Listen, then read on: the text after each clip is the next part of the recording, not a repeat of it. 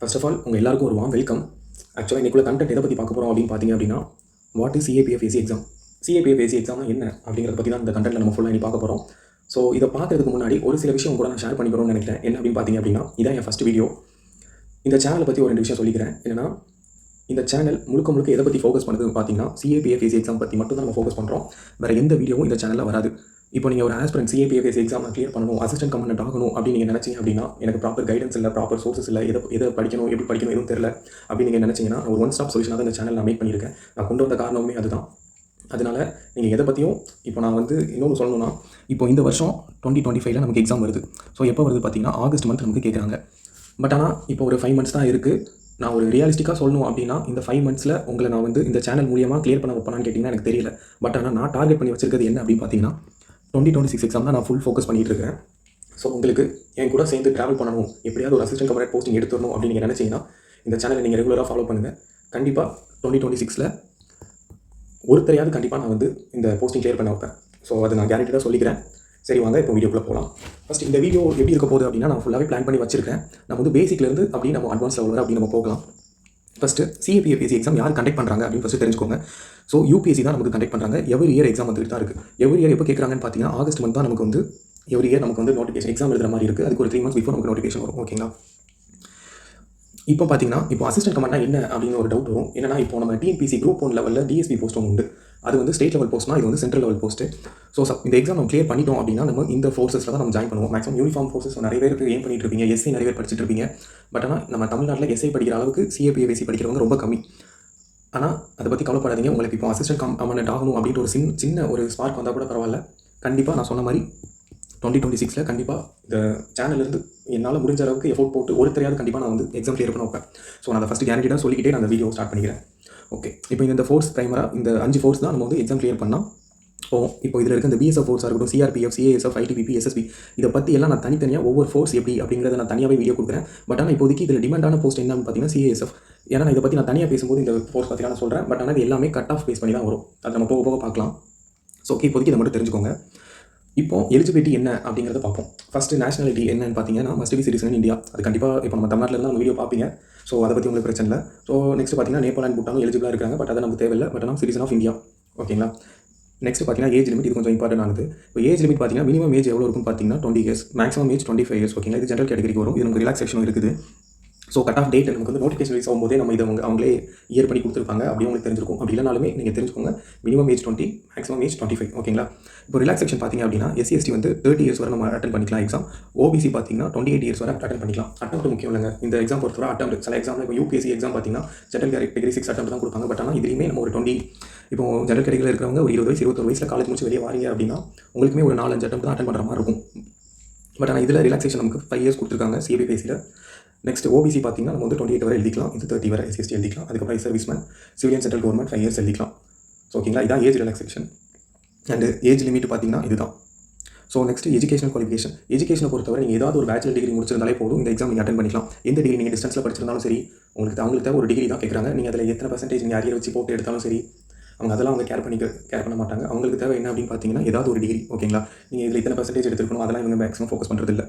So final year ஸ்டூடெண்ட்டும் eligible தான். But ஆனால் நமக்கு ஃபைனல் ரிசல்ட் அப்போ நம்ம ஃபுல்லாக கோர்ஸ் கம்ப்ளீஷன் வாங்கியிருக்கணும். ஓகேங்களா? நீங்கள் டிகிரி சர்டிஃபிகேட் வாங்கியிருக்கணும். ஏன்னா இப்போ உங்கள் இன்டர்வியூ தாண்டி உங்களுக்கு சர்டிஃபிகேட் வெரிஃபிகேஷனில் உங்களுக்கு இப்போ சப்போஸ் ரிசல்ட் வரல, ரிசல்ட் டிலே ஆகுது அப்படின்னா நீங்கள் எழுதுறது எல்லாமே வேஸ்ட் ஆகிடும். ஸோ அதை கணக்கு பண்ணிக்கோங்க. உங்களுக்கு எப்போ ஃபைனல் ரிசல்ட் வரப்போகுது அதெல்லாம் தெரிஞ்சுட்டு நீங்கள் அப்ளை பண்ணுங்கள். ஆனால் ஃபைனல் இயர் ஸ்டூடெண்ட்டும் எலிஜிபிள் தான். நெக்ஸ்ட் பார்த்தீங்கன்னா, physical and medical standard. Physical standard பொறுத்தவரை ஹைட் பார்த்தீங்க அப்படின்னா, மேல் 165 cm இருக்கணும். ஃபீமேல் பார்த்தீங்கன்னா 157 cm. வெயிட் அதே மாதிரி மேல் பார்த்தீங்கன்னா 50 kg, ஃபீமேல் பார்த்தீங்கன்னா 46 kg. ஓகேங்களா? இப்போ நான் உங்களுக்கு நான் ஓவராலாக சொல்லிட்டு போகிறேன். நீங்கள் அப்படி சொல்லிட்டு போகிறானே மட்டும் நினைக்காதீங்க. ஏன்னா நான் ப்ரீவியஸாக சொன்ன மாதிரி நான் அந்த ஃபோர்ஸ் எக்ஸ்பிளைன் பண்ண மாதிரி தான். ஈச் ஃபோர்ஸ் எப்படி எக்ஸ்பிளைன் பண்ணணும், அதே மாதிரி ஃபிசிக்கல் எப்படி ப்ரிப்பேர் பண்ணணும், மெடிக்கல் எப்படி ப்ரிப்பேர் பண்ணணும், அது எல்லாத்துக்குமே நான் தனித்தனியாக வீடியோ போடுவேன். இப்போதைக்கு ஒரு ஜென்ரலாக நீங்கள் இந்த எக்ஸாம் எப்படி நடக்கு அப்படிங்கிறது மட்டும் தெரிஞ்சுக்கோங்க. ஓகேங்களா? ஸோ ஹைட் பார்த்துட்டோம். செஸ்ட் அதே மாதிரி செஸ்ட் ஃபீமேல் கிடையாது, மேலுக்கு மட்டும்தான். So 81 cm அன்எக்ஸ்பெண்டட். நார்மலாக இருக்கும்போது 81 இருக்கணும். எக்ஸ்பெண்ட் ஆனால் 5 cm நமக்கு எக்ஸ்பென்ஷன் இருக்கும். ஓகேங்களா? நெக்ஸ்ட் மெடிக்கலை பொறுத்தவரை நான் இப்போதைக்கு விஷன் மட்டும் தான் எடுத்து வந்திருக்கேன். ஏன்னா அதுதான் மேக்ஸிமம் எல்லாருக்குமே டவுட் வரும். இப்போ நிறைய பேர் ஸ்பெக்ஸ் போட்டிருந்தால் எலிஜிபிள். இப்போ எஸ்ஐ தான் பார்த்தீங்க அப்படின்னா ஸ்பெக்ஸ் போட்டிருந்தால் எலிஜிபிள் கிடையாது. நம்ம தமிழ்நாடு எஸ்ஐ எக்ஸாம் தான். பட் ஆனால் இதுக்கு அப்படி கிடையாது. நமக்கு லேசிக் பண்ணாலும் எலிஜிபிள் தான், ஸ்பெக்ஸ் போட்டாலும் எலிஜிபிள் தான். ஸோ அதனால் நான் ஸ்பெக்ஸ் போட்டிருக்கேன். என்னால் யூனிஃபார்ம் சர்வீஸ் போக முடியல அப்படின்னு நீங்கள் நினச்சிங்கன்னா உங்களுக்கு ஒரு ஆப்ஷன் அசிஸ்டன்ட் கமாண்டன்ட் எழுதலாம். கண்டிப்பாக உங்களுக்கு ஏன்னா அசிஸ்டன்ட் கமாண்டன்ட் பொறுத்தவரை குரூப் ஏ ஸ்டேட் போஸ்ட் தான். நம்ம ஸ்டேட்டில் டிஎஸ்பி ரேங்க் நான் ப்ரீவியஸாகவே சொல்லியிருந்தேன். ஸோ நீங்கள் ஃபோக்கஸ் பண்ணுங்கள். நம்ம இப்போ ஸ்பெக்ஸ் போட்டிருந்தாலும் எலிஜிபிள் இல்லை அப்படின்னு நினைக்காதீங்க, நீங்கள் எலிஜிபிள் தான்.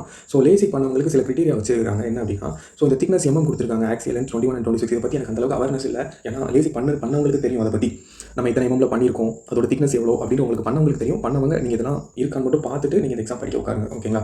நெக்ஸ்ட் வந்து 6 month பீரியட் கொடுத்துருப்பாங்க. இது என்ன அப்படின்னா, இப்போ நீங்கள் வந்து மெடிக்கலுக்கு நீங்கள் ஒரு செப்டம்பர் மந்த் போகிறீங்கன்னு வச்சுக்கோங்களேன், அதுக்கு பிஃபோர் 6 months நீங்கள் லேசிக் பண்ணியிருக்கணும். அப்படின்னா தான் இங்கே எலிஜிபிள் கேட்குறாங்க. ஏன்னா நீங்கள் இதுவும் சர்டிஃபிகேட்லாம் ப்ரொவைட் பண்ணுற மாதிரி தான் இருக்கும். ஸோ அதை நீங்கள் என்னென்னு பார்த்துக்கோங்க. மற்றபடி நீங்கள் ஸ்பெக்ஸ் போட்டிருந்தாலும் எலிஜிபிள், லேசிக் பண்ணாலும் எலிஜிபிள், அதில் உங்களுக்கு எந்த குழப்பமும் வேண்டாம். ஸோ எலிஜிபிலிட்டி கிரைட்டீரியானா இவ்வளோ தான். நான் மேக்ஸிமம் கோராக இருக்கிறது எல்லாத்தையுமே சொல்லிட்டேன். பட் ஆனால் மெடிக்கல் இன்னும் இது நாக்னி அதெல்லாம் செக் பண்ணுவாங்க. பட் அதெல்லாம் நம்ம வந்து மெடிக்கலில் ஃபுல்லாக நம்ம அதை பார்க்கும்போது உங்களுக்கு நான் டீட்டெயில் எக்ஸ்பிளைன் பண்ணுறேன். இப்போதைக்கு மேக்ஸிமம் மெடிக்கலில் டவுட் இருக்கிறவங்களுக்கு ஸ்பெக்ஸ் போட்டால் எலிஜிபிள் அது வரும் அப்படிங்கிறதுக்காண்டி தான் நான் இது மட்டும் எடுத்துகிட்டு வந்தேன். ஸோ நெக்ஸ்ட் இப்போ நம்ம பேட்டர்னுக்குள்ளே போயிடலாம். பேட்டர்னுக்குள்ளே போகிறதுக்கு முன்னாடி நான் ஆகஸ்ட் மந்த் இப்போ எக்ஸாம் நடக்கும்னு சொல்லியிருந்தேன். ஸோ இந்த எக்ஸாம் பேட்டர்ன் எப்படி வருது அப்படின்னு பார்த்தீங்கன்னா, நமக்கு வந்து பேப்பர் 1 அப்புறம் பேப்பர் 2 அப்படின்ட்டு நமக்கு வந்து சொல்லுவாங்க, கொடுக்குறாங்க, ஓகேங்களா. இந்த 2 எக்ஸாமும் ஒரே நாள் தான் நடக்கும். இப்போ யூபிஎஸ்சி எக்ஸாம் மாதிரி ப்ரிலிம்ஸ் ஒரு டேட்டில் வச்சுட்டு அடுத்த ரிசல்ட் வந்ததுக்கப்புறம் நமக்கு வந்து கிட்டத்தட்ட ஒரு 5 பேப்பர், ஒரு 3 to 4 days எக்ஸாம் நடத்துவாங்க. காலைல மதியம் அப்படி நடக்கும். பட் ஆனால் நமக்கு அப்படிலாம் கிடையாது. சிஏபிஎஃப்ஏசி பொறுத்தவரை நமக்கு வந்து காலைல ஒரு எக்ஸாம், மதியம் ஒரு எக்ஸாம். அதில் பேப்பர் 1 நம்ம மார்னிங் எழுதுவோம், பேப்பர் 2 வந்து ஆஃப்டர்நூன் எழுதுவோம். அதில் பேப்பர் 1 எக்ஸாம் பேட்டர்ன் என்ன அப்படின்னு நான் சொல்கிறேன். மொத்தம் எவ்வளோ மார்க் நம்ம எழுதுவோம்னு பார்த்தீங்கன்னா 250 மார்க் எழுதுவோம். டோட்டலாக எத்தனை கொஸ்டின் பார்த்தீங்கன்னா 125 கொஸ்டின். ஸோ ஈச் கொஸ்டின் நமக்கு 2 மார்க் கொடுக்குறாங்க, ஓகேங்களா. ஸோ லாங்குவேஜ் பார்த்தீங்கன்னா இங்கிலீஷ் அண்ட் ஹிந்தியில் மட்டும் தான் இருக்கும். ஸோ நம்ம வந்து இங்கிலீஷ் தான் ப்ரிஃபர் பண்ணி ஆகணும். இப்போ பார்க்கவங்க நிறைய பேர் எனக்கு இங்கிலீஷ் எப்படி படிக்கிறதுன்னு தெரியாது, தமிழில் இருந்தால் ஓகே அப்படின்னு நீங்கள் என்ன டவுட் கேட்டாலும் சரி தான், எல்லாத்துக்குமே நான் சொல்யூஷன் கொண்டு வருவேன். அதனால் அதை நினச்சி இப்போதைக்கு பயப்படாதீங்க. இப்போதைக்கு நீங்கள் ஜென்ரலாக பேட்டர்ன் மட்டும் எப்படி இருக்குது, ஸோ அதை மட்டும் இப்போதைக்கு ஃபோக்கஸ் பண்ணுங்கள். ஃபியூச்சரில் நான் எல்லா வீடியோ கொண்டு வரேன். ஸோ இந்த 125 மார்க் இதில் இருந்துலாம் கேட்குறாங்க அப்படின்னு பார்த்தீங்க அப்படின்னா, ஜென்ரல் மென்டல் எபிலிட்டி, அதாவது ஆப்டி அண்ட் ரீசனிங் வாங்க. இதிலிருந்து ஒரு கொஸ்டின் கேட்பாங்க, இதிலிருந்து கொஸ்டின் வரும். நெக்ஸ்ட் ஜென்ரல் சயின்ஸில் இருந்து வரும், கரண்ட் அஃபேர்ஸில் இருந்து வரும், இந்தியன் பாலிட்டி அண்ட் எக்கனாமி இதிலிருந்து கொஸ்டின் கேட்பாங்க. அப்புறம் ஹிஸ்ட்ரி ஆஃப் இந்தியா, அப்புறம் ஜியோகிராஃபி. டோட்டலாக பார்த்தீங்கன்னா நமக்கு 6 சப்ஜெக்ட் கேட்குறாங்க. இந்த 6 சப்ஜெக்ட்டில் இருந்து தான் நமக்கு வந்து 125 மார்க் எடுக்கிறாங்க, ஓகேங்களா. ஸோ நான் ப்ரீவியஸாக சொன்ன மாதிரி இந்த ஜென்ரல் ஆப்டிடியூட் அண்ட் ரீசனிங் எவ்வளோ மார்க் ஒரு லாஸ்ட் 10 இயர்ஸ்லேருந்து கேட்டிருக்காங்க, எது படித்தா நம்ம மேக்ஸிமம் மார்க் ஸ்கோர் பண்ணலாம். இப்போ ஆவரேஜாக பார்த்தீங்கன்னா 20 மார்க் கேட்குறாங்க, ஓகேங்களா. Reasoning and aptitude and reasoning ஆவரேஜாக 20 மார்க் வருது. இந்த 20 மார்க் எதுலேருந்து ஃபோக்கஸ் பண்ணுறாங்க, நம்ம எப்படி படித்தா மேக்ஸிமம் மார்க் ஸ்கோர் பண்ணலாம் அப்படிங்கிற வீடியோலாம் இதை பற்றி மட்டும் ஸ்பெசிஃபிக்காக ஃபோக்கஸ் பண்ணும்போது நான் உங்களுக்கு சொல்கிறேன். அதே மாதிரி நான் ஸ்பெசிஃபிக்காக சயின்ஸ்க்கு போடுவேன், கரண்ட் அஃபேர்ஸ்க்கு வீடியோ போடும்போதெல்லாம் உங்களுக்கு அதை பற்றி டீட்டெயில் உங்களுக்கு கிடச்சிட்டே இருக்கும். நீங்கள் வீடியோ மட்டும் ரெகுலராக ஃபாலோ பண்ணுங்கள், உங்களுக்கு எல்லாத்துக்குமே நான் கிளியர் பண்ணிடுவேன். ஸோ மொத்தமாக பார்த்தீங்கன்னா மேஜர் 6 சப்ஜெக்ட் இருக்குது. இந்த 6 சப்ஜெக்ட்டில் இருந்து தான் நமக்கு வந்து கொஸ்டின் கேட்குறாங்க. ஸோ அவ்வளோதான் பேப்பர் 1 உங்களுக்கு புரிஞ்சிருக்கும்னு நினைக்கிறேன். டோட்டலாக 125 கொஸ்டின், 250 மார்க் எழுதுவோம். Each question 2 mark. இன்னொன்று சொல்ல மறந்துட்டேன், இது ஆக்சுவலாக நெகட்டிவ் மார்க் வந்து நெகட்டிவ் மார்க்கும் இருக்குது, ஓகேங்களா. ஸோ நெக்ஸ்ட் இது வந்து பேப்பர் 1. இப்போ நெக்ஸ்ட் பேப்பர் 2 பார்த்தோம் அப்படின்னா நம்ம வந்து 200 மார்க்குக்கு எழுதுவோம். ஸோ எவ்வளோ நேரம் எழுதுவோம்னு பார்த்தீங்கன்னா 3 hours எக்ஸாம் எழுதுவோம், சரிங்களா. இது வந்து 200 மார்க். இந்த பேப்பர் 2 பார்த்தீங்கன்னா நமக்கு 2ஆக பிரிக்கலாம். என்னன்னா part 1, part A, part B அப்படின்ட்டு. பார்ட் A என்னன்னு பார்த்தீங்கன்னா இங்கிலீஷ், எஸ்ஏ எழுதுற மாதிரி இருக்கும். ஸோ லாங்குவேஜ் பார்த்தீங்கன்னா இங்கிலீஷ் ஆர் ஹிந்தியில் தான் எழுதுற மாதிரி இருக்கும். நம்ம வந்து இங்கிலீஷ் தான் ப்ரிப்பேர் பண்ணி ஆகணும். எஸ்ஏ என்ன அப்படின்னு பார்த்தீங்கன்னா மொத்தமாக நமக்கு வந்து 80 மார்க் பார்ட் ஏல கேட்பாங்க. பேலன்ஸ் 120 மார்க் வந்து நம்ம பார்ட் பிலேருந்து வரும், ஓகேங்களா. ஸோ எஸ்ஏ எதுலேருந்து கேட்பாங்க அப்படின்னு பார்த்தீங்கன்னா டோட்டலாக நமக்கு வந்து 6 கொஸ்டின் கொடுத்துருவாங்க. ஸோ 6 கொஸ்டினில் நம்ம 4 கொஸ்டின் அட்டன் பண்ணுற மாதிரி இருக்கும். ஈச் 20 மார்க், சரிங்களா. நம்ம வந்து 4 கொஸ்டின் 20 மார்க் எழுதுற மாதிரி இருக்கும். டோட்டலாக 80 மார்க் எஸ்ஏ எழுதுவோம். ஸோ எஸ்ஏ டாபிக் எதுலேருந்துலாம் கேட்பாங்க அப்படின்னு பார்த்தீங்கன்னா கரண்ட் அஃபேர்ஸ், அதாவது நம்ம பேப்பர் 1 என்ன படிக்கிறோமோ அதுதான் அந்த கரண்ட் அஃபேர்ஸ் தான் இதுலேயும் ரிஃப்ளெக்ட் ஆகும். அதனால நீங்கள் பேப்பர் 1க்கு தனியாக, பேப்பர் 2க்கு தனியாக படிக்கணும்லாம் எதுவும் இல்லை.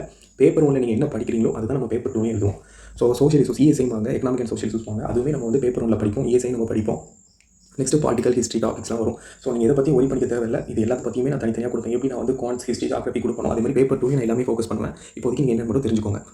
ஸோ இதான் எஸ்ஏ 80 மார்க் நான் சொல்லியிருந்தேன். நெக்ஸ்ட் பார்த்தீங்கன்னா 120 மார்க். இது வந்து பார்ட் பியில் கேட்பாங்க. ஸோ பார்ட் பியை பொறுத்தவரை முழுக்க நமக்கு வந்து கிராமர் ஓரியன்டாக வரும். ஸோ ரிப்போர்ட் எழுதுற மாதிரி இருக்கும், கவுண்டர் ஆர்குமெண்ட் எழுதுற மாதிரி இருக்கும், reading comprehension, specific writing, grammar, language skills இதெல்லாம் சேர்த்து நம்ம 120 மார்க் எழுதுற மாதிரி இருக்கும், சரிங்களா. இது எல்லாத்தையுமே நான் தனியாக போடுவேன். நான் இதை ரிப்பீட் பண்ணிகிட்டே இருக்கேன். ஏன்னா உங்களுக்கு எதுவும் டவுட் வந்துடக்கூடாதுன்னு தனித்தனியாக உங்களுக்கு எந்த டவுட்டும் இல்லாமல் கண்டிப்பாக ஒரு 2026 நான் அட்டன் பண்ண வைக்க வேண்டியது, கிளியர் பண்ண வைக்க வேண்டியது என் பொறுப்பு, ஓகேங்களா. இப்போ உங்களுக்கு வந்து கிளியராக இருக்கும்னு நினைக்கிறேன். பேப்பர் 1 அண்ட் பேப்பர் 2 பேட்டர்ன் இது எல்லாமே ஒன் டேலே நடந்து முடிஞ்சிடும், சரிங்களா. நெக்ஸ்ட் ஒன்ஸ் நீங்கள் வந்து எக்ஸாம் கிளியர் பண்ணிட்டீங்க அப்படின்னா paper 1 paper 2 written exam clear பண்ணிட்டீங்க அப்படின்னா உங்களுக்கு ரிசல்ட் வந்து ஒரு 2 to 3 months நமக்கு வந்து ஃபிசிக்கல் டெஸ்ட் நடக்கும். ஸோ ஃபிசிக்கல் டெஸ்ட் பார்த்தீங்க அப்படின்னா நம்ம வந்து ஒரு 100 மீட்டர் ரேஸ் ஓடுற மாதிரி இருக்கும். ஃபஸ்ட்டு மொத்தம் கிட்டத்தட்ட ஒரு 4 ரவுண்ட் இருக்குது. அந்த 100 மீட்டர் ரேஸ் வந்து மேல் பார்த்தீங்க அப்படின்னா 16 செகண்டில் ஓடுற மாதிரி இருக்கும், ஃபீமேல் வந்து 18 செகண்டில் ஓடுற மாதிரி இருக்கும், சரிங்களா. நெக்ஸ்ட் வந்து 800 மீட்டர் ரேஸ், இது வந்து 3 minutes 45 செகண்டில் ஓடுற மாதிரி இருக்கும், ஃபீமேல் வந்து 4 minutes 45 செகண்டில் ஓடுற மாதிரி இருக்கும். நெக்ஸ்ட் லாங் ஜம்ப் பார்த்தீங்க அப்படின்னா 3.5 மீட்டர் வந்து 3 சான்ஸ் நம்ம கொடுக்குறாங்க. ஸோ இது வந்து மேல் வந்து 3.5 மீட்டர், ஃபீமேல் வந்து 3 மீட்டர் ஓடுற மாதிரி இருக்கும். ஷார்ட் புட் வந்து மேலுக்கு மட்டும்தான் 7.5 kg கிட்ட நம்ம ஷார்ட் புட் பண்ணுற மாதிரி இருக்கும். அது மேல் பார்த்தீங்கன்னா 4.5 மீட்டர்ஸ், ஃபீமேலுக்கு அது கிடையாது. ஸோ இந்த ஃபிசிக்கல் டெஸ்ட்லாம் பார்த்து நீங்கள் ஒரி பண்ணிக்கலாம் தேவையில்லை. ஸோ நீங்கள் இந்த வீடியோ பார்க்குறீங்கனாலே சரி அசிஸ்டன்ட் கமாண்டன்ட் ஆகணும்னு நினைக்கிறவங்க, இல்லை நீங்கள் தற்செயலாக பார்த்தாலும் சரி, உங்களுக்கு அந்த எண்ணம் இருக்குது அப்படின்னு இன்றைக்கி அந்த எண்ணம் பில்ட் ஆனால் கூட நீங்கள் நாளையிலேருந்து ப்ராக்டிஸ் பண்ணால் கூட ஒரு 6 months கண்டிப்பாக நீங்கள் இது எல்லாத்தையுமே கிளியர் பண்ணிடலாம். பட் ஆனால் கன்சிஸ்டன்சியாக நீங்கள் டெய்லி இது ரெகுலர் ப்ராக்டிஸ் இருந்தாலே போதும். இது வந்து ஆர்மி லெவலுக்கு ரொம்ப கஷ்டமானது கிடையாது. நீங்கள் ஃபிசிக்கல் இருக்கிறவங்களுக்கு தெரியும் உங்களுக்கு. ஸோ ஒரு 6 மந்த் ப்ராக்டிஸ் ரெகுலர் ப்ராக்டிஸ் இருந்தாலும் இது கிளியர் பண்ணிடலாம். பட் ஆனால் எக்ஸாமுக்கு முன்னாடி தான் நான் பண்ணுவேன்னு நினைக்காதீங்க. இது உங்கள் உடம்புக்கும் நல்லது தான். டெய்லி ப்ராக்டிஸ் பண்ணுங்கள். எடுத்ததும் இந்த என்னால் ஓட முடியல நீங்கள் எதுவும் நினைக்க வேண்டாம். அது நீங்கள் கன்சிஸ்டன்ஸாக பண்ணுங்கள். கண்டிப்பாக ஒரு 6 மந்த்தில் உங்களுக்கு கண்டிப்பாக ரிசல்ட் தெரியும். ஒன்ஸ் ரிசல்ட் தெரிஞ்சதுக்கப்புறம் விட்டாதீங்க. நீங்கள் டெய்லி அதை ரெகுலராகவே வச்சுக்கோங்க. ஒரு வீக்லி 3 to 4 days நீங்கள் ப்ராக்டிஸ் பண்ணாலே கண்டிப்பாக ஃபிசிக்கல் டெஸ்ட் நம்ம கிளியர் பண்ணிடலாம். இது வந்து நமக்கு வந்து கட் ஆஃபில் மெரிட் லிஸ்ட்டில் சேராது. இது குவாலிஃபைங் தான், சரிங்களா? அதனால் இது டெய்லி ப்ராக்டிஸ் பண்ணி மட்டும் இருங்க. நம்ம தனியாக ஃபிசிக்கல் பார்க்கும்போது நான் டீட்டெயிலாக சொல்கிறேன். ஸோ ஒன்ஸ் நீங்கள் வந்து ஃபிசிக்கல் முடிச்சிட்டிங்க அப்படின்னா உங்களை வந்து இன்டர்வியூ கால் பண்ணுவாங்க ஒரு சர்டைன் மந்த்ஸில். ஸோ இன்டர்வியூ பார்த்தீங்கன்னா 150 மார்க் நம்ம எழுதுகிற மாதிரி இருக்கும். ஸோ பேப்பர் 1 பார்த்தீங்கன்னா 250 மார்க்கு, பேப்பர் 2 பார்த்தீங்கன்னா 200. ஸோ இன்டர்வியூ பார்த்தீங்கன்னா 150. ஸோ டோட்டலாக நம்ம வந்து 600 மார்க்குக்கு தான் நம்ம வந்து ஃபைனல் கட் ஆஃப் அவங்க போடுவாங்க, சரிங்களா? இப்போ இன்டர்வியூ பார்த்தீங்கன்னா 150 மார்க் நம்ம கேட்குறாங்க. இது பிரைமரியாக எந்த ஏரியாவிலேருந்து ஃபோக்கஸ் பண்ணுவாங்கன்னு நான் இப்போ சொல்கிறேன். அதுக்கப்புறம் நம்ம தனிப்பட்ட முறையில் இன்டர்வியூ பார்க்கும்போது நான் டெப்த்தாக எக்ஸ்பிளைன் பண்ணுறேன். ஸோ நம்மளோட பேக்ரவுண்ட் பற்றி ஃபஸ்ட்டு கேட்பாங்க, சரிங்களா? இன்டர்வியூவில் நெக்ஸ்ட் கொஸ்டின் பார்த்தீங்கன்னா கரண்ட் அஃபேர்ஸ் அப்புறம் ஜென்ரல் நாலேஜ் பற்றி கேட்பாங்க. நீங்கள் பேப்பர் 1 பேப்பர் 2 கண்டிப்பாக இது தெரியாமல் கிளியர் பண்ண முடியாது. ஸோ இதுக்கு நீங்கள் ஒரி பண்ணிக்க தேவையில்லை. அதுக்கப்புறம் லீடர்ஷிப் கொஸ்டின் இது ஆட்டோமேட்டிக்காக உங்களுக்கு வந்துடும். ஏன்னா ஒரு கிட்டத்தட்ட நீங்கள் ஒரு 1 இயர் டைம் கொடுத்து இதெல்லாம் ப்ரிப்பேர் பண்ணுறீங்க. கண்டிப்பாக இந்த குவாலிட்டிஸ் உங்களுக்கு ஆட்டோமேட்டிக்காக வந்துடும். வரலாறு ஒரி பண்ணிக்காதீங்க, நம்ம வளர்த்துக்கலாம். அதனால் அதை பற்றி பிரச்சனை இல்லை. அதுக்கப்புறம் நம்ம இந்த எக்ஸாம் அட்டன் பண்ணுறதே நம்ம சிஏபிஎஃப் எக்ஸாம் தான். அப்புறம் செக்யூரிட்டி ஃபோர்ஸஸ் பற்றி கண்டிப்பாக கொஸ்டின்லாம் இருக்கும். நெக்ஸ்ட் பார்த்தீங்கன்னா psychological and ethical question. So அப்போ கொஸ்டின் கூட நீங்கள் எங்கேயாவது கேள்விப்பட்டிருப்பீங்க. இந்த சைக்காலஜிக்கல் அண்ட் எத்திக்கல் கொஸ்டின் என்ன அப்படின்னு பார்த்தீங்கன்னா நான் ஒரு சின்ன எக்ஸாம்பிள் மட்டும் சொல்கிறேன். இது வந்து இன்டர்வியூ போனவங்களுக்கு கேட்ட கொஸ்டின். இப்போ வந்து நீங்கள் இப்போ வந்து சிஏஎஸ்எஃபோ சிஆர்பிஎஃபோ ஏதோ ஒரு போஸ்ட்டில் ஜாயின் பண்ணிட்டீங்க. இப்போ உங்கள் வீட்டில் உங்கள் அப்பாவோ அம்மாவோ கரெக்ட் ஆயிருக்காங்க, அதாவது லஞ்சம் வாங்கியிருக்காங்க, நீங்கள் எப்படி ஹேண்டில் பண்ணுவீங்க அப்படிங்கிற மாதிரி நமக்கு ஒரு எத்திக்கலாக கேட்பாங்க. ஸோ அதே மாதிரி கொஸ்டினும் இருக்கும். மேக்ஸிமம் இதை விட்டு தனியாகவும் கேட்கலாம். பட் ஆனால் மேக்ஸிமம் இது ரிலேட்டடாக இருக்கும். நம்ம இன்டர்வியூ பார்க்கும்போது நம்ம டெப்த்தாக பார்க்கலாம், ஓகேங்களா? ஸோ அவ்வளோதான், இன்டர்வியூ தான் 150 மார்க் நான் சொல்லியிருந்தேன். இப்போ ஃபைனல் மெரிட் லிஸ்ட் நான் ப்ரீவியஸாக சொன்ன மாதிரி paper 1 250 mark, paper 2 descriptive essay and language skills அது ஒரு 200 மார்க்கு. So interview 150 mark. இந்த 600 மார்க் தான் நம்ம final merit list cut off நம்ம மெரிட் லிஸ்ட்டில் போவோம். ஸோ இந்த 3 தான் செக் பண்ணுவாங்க, சரிங்களா? இந்த 3 இதில் இருக்கிற மார்க் தான் நம்ம வந்து ஃபைனல் மெரிட் லிஸ்ட்டு. நான் சொன்ன மாதிரி ஃபிசிக்கல் டெஸ்ட்டோ மெடிக்கல் டெஸ்ட்டோ நம்ம குவாலிஃபை பண்ணாலே போதும். ஸோ அவ்வளோதாங்க. இப்போ நம்ம நீங்கள் செலக்ட் ஆகிட்டீங்க அப்படின்னா உங்கள் மெரிட் லிஸ்ட்டை பொறுத்து நீங்கள் எந்த அகாடமி சிஏபிஎஃப் அகாடமி எதுனாலும் ஜாயின் பண்ணலாம். இப்போ உங்களுக்கு கட் ஆஃப் நிறைய எடுத்துச்சு அப்படின்னா நீங்கள் சிஏஎஃப் சூஸ் பண்ணுவீங்க. உங்களுக்கு எந்த ப்ரிஃபரன்ஸ் பொறுத்து, இது ஃபஸ்ட் ப்ரிஃபரன்ஸ் செகண்ட் ப்ரிஃபரன்ஸ், அது உங்கள் சான்ஸ் தான். இதெல்லாம் நம்ம தனியாக ஒவ்வொரு ஃபோர்ஸும் தனியாக பார்க்கும்போது நான் டெப்த்தாக எக்ஸ்பிளைன் பண்ணுறேன். ஸோ உங்களுக்கு 1 இயர் ட்ரைனிங், அவ்வளோதாங்க. ஸோ இந்த வீடியோவில் நான் மெயினாக சொல்ல வந்தது என்ன அப்படின்னா சிஏபிஎஃப் எக்ஸாம் பற்றி உங்களுக்கு ஓவராலாக ஒரு சின்ன அண்டர்ஸ்டாண்டிங் கிடச்சாலே போதும். நம்ம நெக்ஸ்ட் வீடியோவில் உங்களுக்கு ஃபுல்லாகவே கிளியர் ஆயிரும். ஸோ இன்றைக்கி இந்த வீடியோ நான் இதான் சொல்ல நினச்சேன். ஸோ ஃபஸ்ட் வீடியோ தான் இது. எதுவும் முன்ன பின்ன இருந்து அட்ஜஸ்ட் பண்ணிக்கோங்க. நெக்ஸ்ட் வீடியோலேருந்து நான் கண்டிப்பாக கிளியர் பண்ணிக்குவேன். இப்போ வீடியோ அவ்வளோதான், இந்த வீடியோ முடிஞ்சிருச்சு. இப்போ உங்களுக்கு ஏகப்பட்ட டவுட் கண்டிப்பாக வந்திருக்கும். எல்லாமே இங்கிலீஷில் இருக்குன்னு சொல்கிறேன், கண்டிப்பாக என்னால் கிளியர் பண்ண முடியுமா? ஹிஸ்ட்ரி ஜாகிரஃபிலாம் சொல்கிறேன், அதெல்லாம் எப்படி படிக்கிறது? நான் ஆக்சுவலாக 10th வரை தான் மேக்ஸிமம் ஹிஸ்ட்ரி படிச்சிருப்பாங்க. Maximum computer science history group எடுத்தவங்களுக்கு பிரச்சனை இல்லை. ஆனால் மேக்ஸிமம் மேக்ஸ் கம்ப்யூட்டர் சயின்ஸ் எடுத்தவங்களுக்குலாம் ஹிஸ்ட்ரி படிச்சு ரொம்ப வருஷமாக இருக்கும். அதனால் படிக்க முடியுமா? மேக்ஸ் எனக்கு வராது, என்னால் அது முடியுமா அப்படின்ட்டு எந்த டவுட் இருந்தாலும் சரி கமெண்ட்டில் லீவ் பண்ணுங்கள். உங்கள் எல்லா டவுட்டும் கிளாரிஃபை பண்ணுற மாதிரி தான் நான் நெக்ஸ்ட் வீடியோவில் நான் கொண்டு போவேன். ஸோ அதை பற்றி ஒரி பண்ணிக்க தேவையில்லை. கண்டிப்பாக நான் சொன்ன மாதிரி 2026 எக்ஸாம் தான் நான் ப்ரைமராக டார்கெட் பண்ணி வச்சிருக்கேன். அதுக்கு தான் நான் பிளான் பண்ணி வீடியோவும் கொண்டு போவேன். ஸோ என் கூட சேர்ந்து நீங்களும் ட்ராவல் பண்ணுங்கள், கண்டிப்பாக கிளியர் பண்ணலாம். ஓகேங்க, தேங்க்யூ.